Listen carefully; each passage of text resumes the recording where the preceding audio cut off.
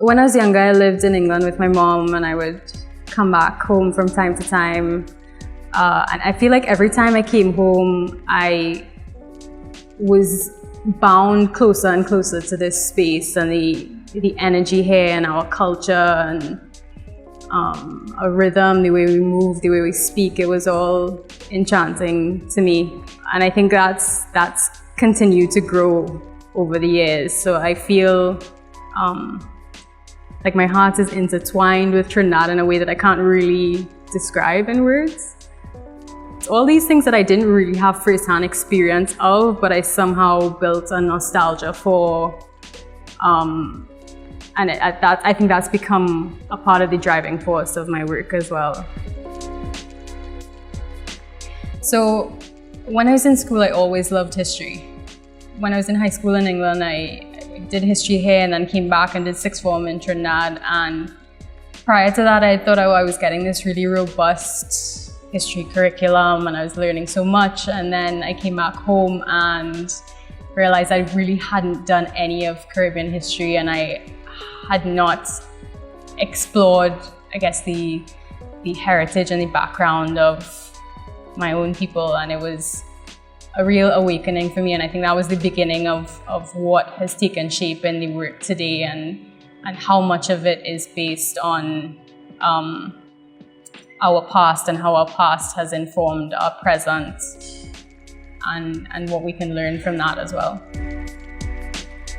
I spent a lot of time working on projects for other people, and the collaboration was really, really fruitful, and I think I gained a lot from it, but I felt like I wanted an outlet that was totally my own, that I could channel all my ideas and my creativity into, and really have ownership over.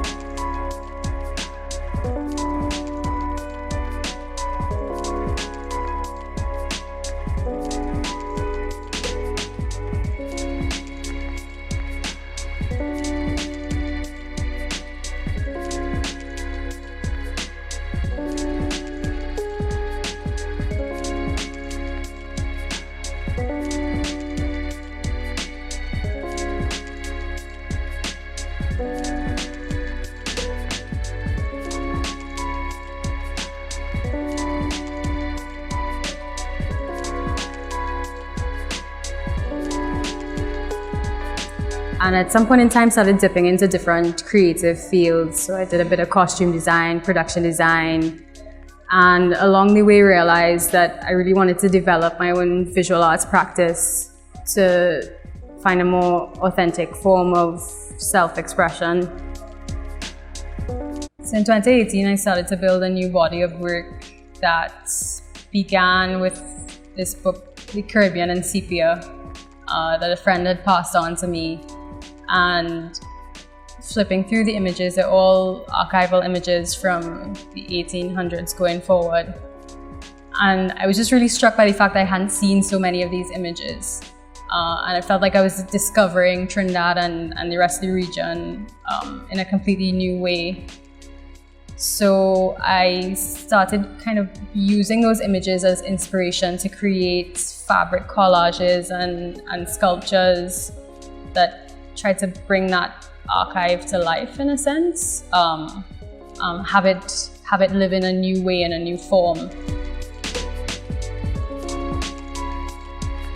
One of the more ambitious pieces that I did for that exhibition was the Washerwoman, which was based on a photograph from Jamaica in the 1890s. And I was really struck by the strength of the subject in the photo, and there were so many layers to it about female labor, about resistance and resilience.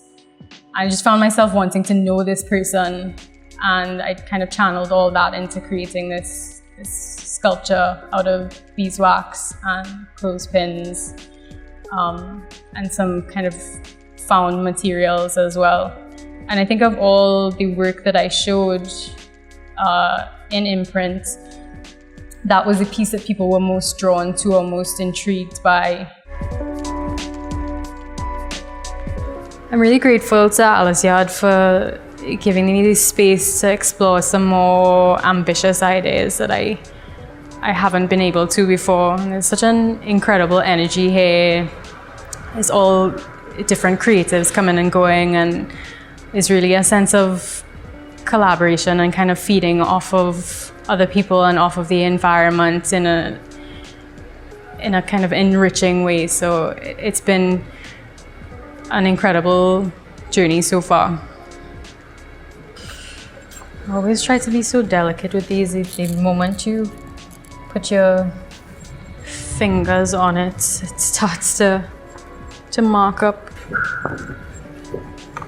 So after the imprint exhibition in 2019, I realized that I was very much creating work from an instinctual place, but at the same time touching on quite heavy themes like colonial legacy.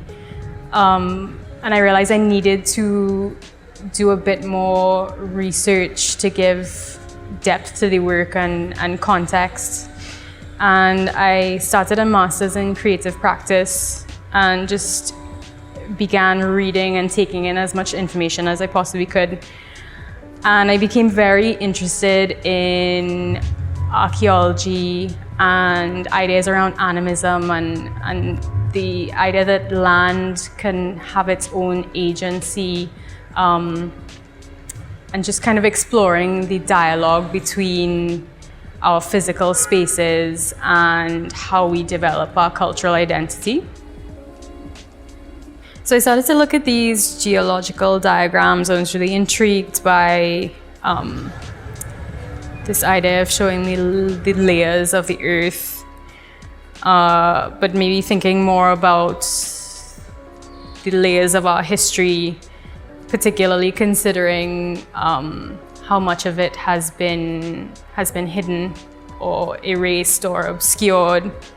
And when I sort of delved into the terminology as well, there was some really interesting parallels, like they refer to one formation as the development of angular unconformity and disconformity, and these interesting terms that relate very much to aspects of our history.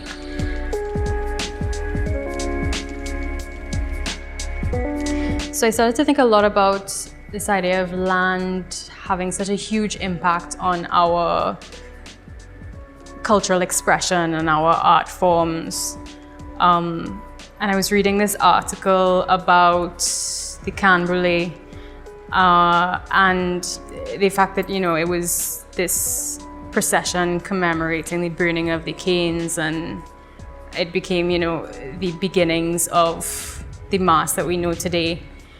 And I came across this diagram that was created from someone looking at a bird's eye view of the procession.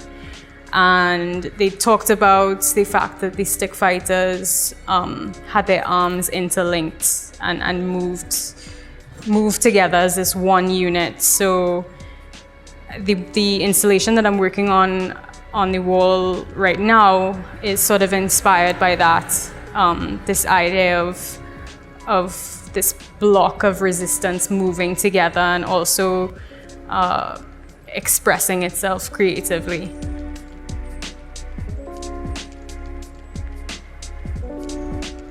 Even though I became a little bit obsessed with drawing, I find that it helps me to come away from that and work in a different medium from time to time.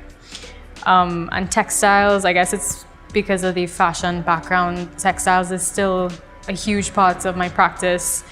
So this is a project that's a work in progress, but I started to play around with the idea of making these life-size rag dolls, but continuing the conversation of human connected to the landscape. And in order to sort of literally infuse the land into these rag dolls, I was playing around with eco-printing.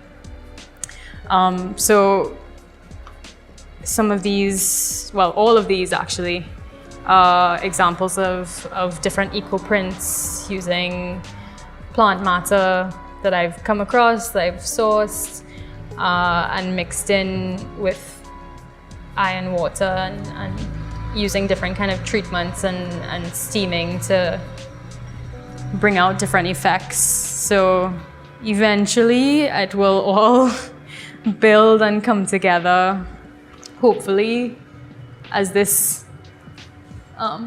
dummy that I have here.